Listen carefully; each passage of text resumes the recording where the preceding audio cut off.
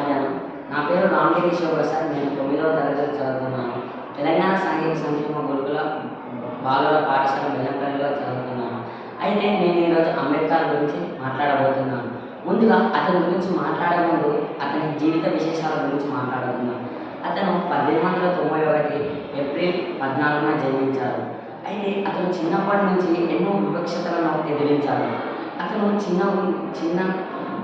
అతని బాల్యంలో చదువుకునేటప్పుడు అందరూ ఒకే తరగతి గదిలో చదువుకుంటే ఆయన మాత్రం బయట గదిలో చదువుకునేవాడు.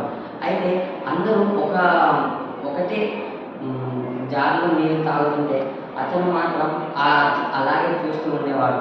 అతను తాగడానికి వెళ్ళినప్పుడు అంటరానితనం, మురికి తాగుతుంది, తాగొద్దు అని వెర్రివేగే కథలు చెప్పేవారు. అందరూ అలా వివక్షతను చూపడం వల్ల అతనికి ఎక్కడో ఒక పురుగు మెదిలింది.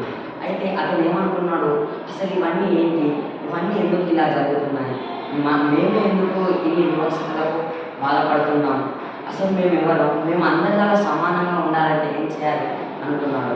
అప్పుడు అతనికి తెలిసింది చదువుకోవాలి, చదువుకుంటేనే మన జ్ఞానం తెలుస్తుంది, జ్ఞానంతో ఈ ప్రపంచాన్ని వెళ్ళొచ్చు అని అనుకున్నాడు. అయితే అతను ఎంతో చదివాడు, శ్రద్ధగా చదివాడు. అలాగే తను మన విదేశాల్లో కూడా చదవడానికి వెళ్ళాడు. అప్పుడు అతనికి తెలిసింది ఏమంటే, మన భారతదేశాన్ని కాపాడాలంటే, మన ప్రజలందరినీ సౌఖ్యంగా నడిపించాలంటే మనకు కావాల్సింది రాజ్యాంగం. అయితే ఈ రాజ్యాంగాన్ని ఎవరు నిర్మిస్తారు అంటే ఎవరికి తెలియని ప్రశ్నగా మారింది. అయితే అప్పుడే ఇతను ముందుకొచ్చి నేను నిర్మిస్తాను అని చెప్పాడు. దీంతో ప్రపంచ దేశాలు అన్ని తిరిగి పలు దేశాల్లో ఉన్న సమాచారాన్ని వెతికి తెచ్చి చాలా మందితో కలిసి ఎన్నో సమావేశాలు ఏర్పాటు చేసి పూర్తిగా రాజ్యాంగాన్ని అయితే అమలుపరిచారు. అయితే ఈ రాజ్యాంగం వల్ల ఏమిటి ఉపయోగం అంటే, మనల్ని మనం ఎలా నడుచుకోవాలి, మనం పుట్టక ముందు అమ్మ ఒడిలో ఉన్నప్పటి నుంచి మనం చనిపోయే కాల్చిపడే వరంత వరకు మనకున్న రక్షణ కాన్స్టిట్యూషన్ అనేది చూసుకుంటుంది, అంటే రాజ్యాంగం అనేది చూసుకుంటుంది.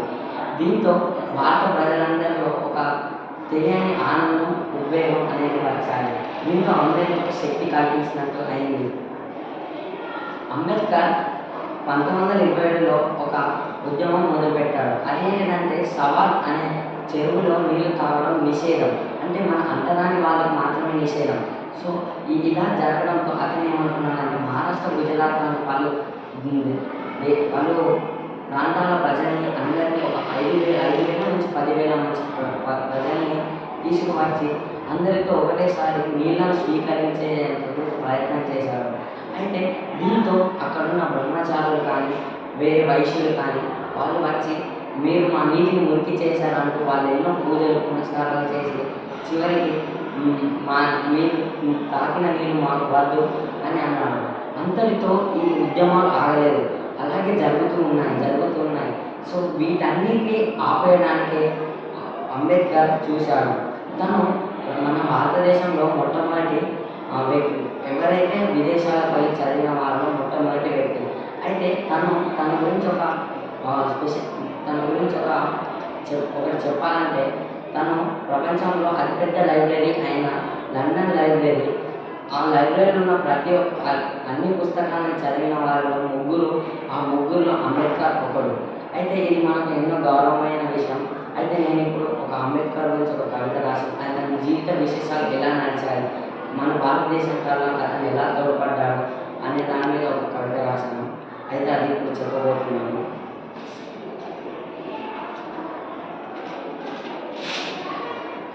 నిమ్న జాతికి నీడ లేదని, నేను తోడవుతానని, కడుపు మంటకు కులం అడ్డొచ్చిన, గొంతు దాహానికి మురికి తట్టిన, నిరాశ నీడలా వెంబడించిన, వెనకడుగు వేయలేదు.